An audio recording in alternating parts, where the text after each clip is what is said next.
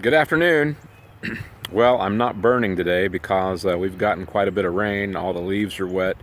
But I wanted to stay with the man on the street, at least for the time being. And today I wanted to challenge you to be where you're supposed to be. And I know that as parents, we tell our kids that if they say they're going to be someplace, we expect them to go where they're going and to stay where they're supposed to be, and then to come home when they're supposed to. But I want to share with you an instance in the Bible where an individual got into real trouble because he wasn't where he was supposed to be. And it happens actually in the life of David. We can find this in 2 Samuel chapter 11. And it says, in the spring at the time when kings go off to war, David sent Joab out with the king's men and the whole Israelite army. They destroyed the Ammonites and besieged Rabbah, but David remained in Jerusalem. One evening, David got up from his bed and walked around on the roof of the palace. From the roof, he saw a woman bathing. The woman was very beautiful, and David sent someone to find out about her. The man said, "Isn't this Bathsheba, the daughter of Eliam, the wife of Uriah the Hittite?" Then David sent messengers to get her. She came to him, and he slept with her. She had purified herself from her uncleanness. Then she went back home. The woman conceived and sent word to David, saying, "I am pregnant." Wow, that's the makings of a real-life soap opera.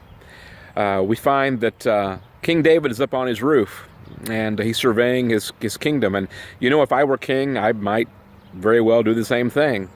So it wasn't a sin for David to be up on his roof. It also wasn't a sin for Bathsheba to be bathing outside in a place where she could be seen. I'm pretty sure that was typical in that culture. Here's the problem. David, instead of averting his eyes after he saw her, instead of going back inside and saying, I'll come back outside later, obviously he looked at her with lust. He sent for her. They committed an adulterous act. She became pregnant. And we know that after this, that he even had her husband killed to try to cover up his sin. Now, how did this all start? Well, we find out how it started in verse 1. It says, in the spring of the year when kings are off to battle. Now, what is King David's occupation? I just told you when I said King David, it's king. He was a king, but was he where he was supposed to be? Was he out with his military? Was he out being commander-in-chief? No. He was at home on his rooftop. You see, had David been where he was supposed to be, none of that would have happened. He wouldn't have seen Bathsheba bathing. He wouldn't have sent for her. He wouldn't have committed an adulterous act. Bathsheba wouldn't have got pregnant.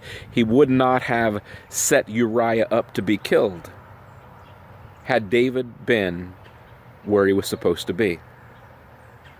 How many times are we guilty of the same thing? How many times are we someplace where we shouldn't be, and we find ourselves getting in trouble because we're in that place? Growing up, there was a little song that went something like, "Oh, be careful, little eyes, what you see," and then, "Oh, be careful, little ears, what you hear," and then the third, "Oh, be careful, little feet, where you go. Oh, be careful, little feet, where you go, for the Father up above is looking down in love. Oh, be careful, little feet, where you go." So I want to challenge you today to be careful where you go. Be where you're supposed to be. And if you are where you're supposed to be, God's going to bless that, and God's going to use that. And you won't have to worry about regret. You won't have to worry about ending up in the same kind of mess that David did. Be where you're supposed to be. God bless you. Have a great day. If you have a YouTube account, please become a subscriber, like the video, share it with others. I hope to do this several days a week, maybe except for Sunday. So you pray that God gives me the wisdom for things to share and that I can be an encouragement to you daily. God bless you all. Have a good day.